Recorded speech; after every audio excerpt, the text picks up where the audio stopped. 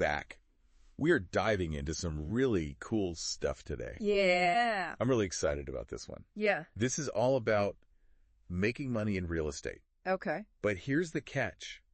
Without owning property. Oh, interesting. And we've got some good info to get into here. Oh. I know a lot of people are interested in real estate, but, the whole, down payment thing. Right. And being a landlord and all that stuff. It can be intimidating. It can be very intimidating. So what do we do if we want to get into real estate, but we don't want to deal with all of that? Right. And especially these days with property prices just going through the roof, it's becoming harder and harder. Yeah. To save up enough for a down payment to get that mortgage. Yeah. People are looking for, like you said, more flexible ways to tack into this market. Right. And there really are some good options out there. Yeah. So let's get into it. Okay. So first of all, we have something called REITs. Yes. And that stands for Real Estate Investment Trusts. Yeah. And this one is really interesting to me because it kind of feels like you're getting your feet wet without having to do all of the work of being a property owner. That's a great way to put it, yeah. Can you explain a little bit more about what REITs are and how they work? Sure. So think of it this way. Okay. REITs are basically companies that own or operate income-producing real estate. Okay. So that could be anything from apartment buildings to shopping malls, office spaces. Got it. You name it. Okay. And instead of you having to go out and buy a whole apartment complex yourself, Right. you buy shares in a REIT. Oh, okay. And that gives you a piece of the ownership in all of the properties that REIT holds. That's cool. So it's like you get a little tiny slice, all these different properties. Exactly. You're diversifying your investment. And it's easier to get into because you're not having to put down a giant Absolutely. payment. One of the big advantages of REITs is that they're really liquid, meaning it's easy to buy and sell those shares. Mm-hmm. Just like regular stocks, you can trade them on the stock market. Okay, so it's like you can get in and out of them whenever you want, basically. Pretty much, yep. And the other nice thing about REITs is that they often pay dividends. Oh. Which is a portion of the income that they generate from those properties that gets passed along to the shareholders. Oh, cool. So that can be a nice stream of passive income. So passive income, that's like the dream, right? It's definitely a big draw for a lot of investors. Okay, so REITs, that's one way to get into real estate without owning property. Mm. What about if somebody is a little bit more of a risk taker? Okay, well then we might want to talk about wholesaling. Okay, wholesaling. All right, tell me about it.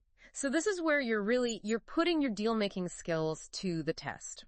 Wholesaling is all about finding those undervalued properties. Okay. Those diamonds in the rough. Yeah. Putting them under contract with the seller, and then finding another buyer who's willing to pay a higher price. Oh, so you're not actually buying the house. Right. You're assigning the contract. Just signing the contract. Yep, so you're essentially finding the deal and then connecting the seller with the end buyer. And making the profit off of the difference in the price there. Exactly. That's how you make your money. So that sounds like a lot of hustle. It is. A lot of legwork involved. Definitely not a passive strategy. No, but potentially, Yeah. If you're willing to put in the work, there could be some good money there. Absolutely. There's definitely potential for some quick returns with wholesaling. Okay, so we've got REITs, we've got wholesaling. Mm-hmm. What is another way that somebody could get into real estate without owning property? Well, have you ever thought about becoming a real estate agent? Oh, yeah. That's a great way to really immerse yourself in the market.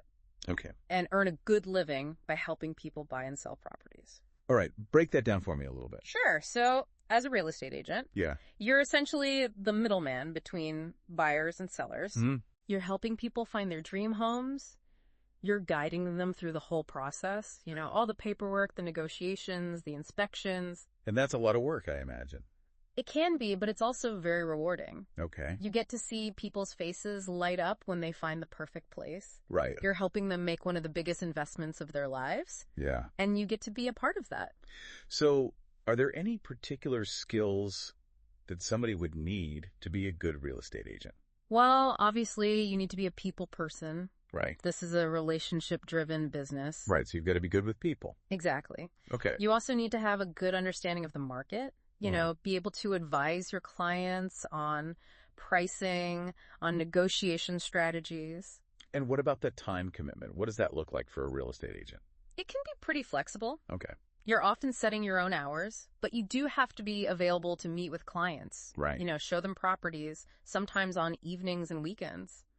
Makes sense. But that flexibility can also be a big perk for a lot of people. Yeah, for sure.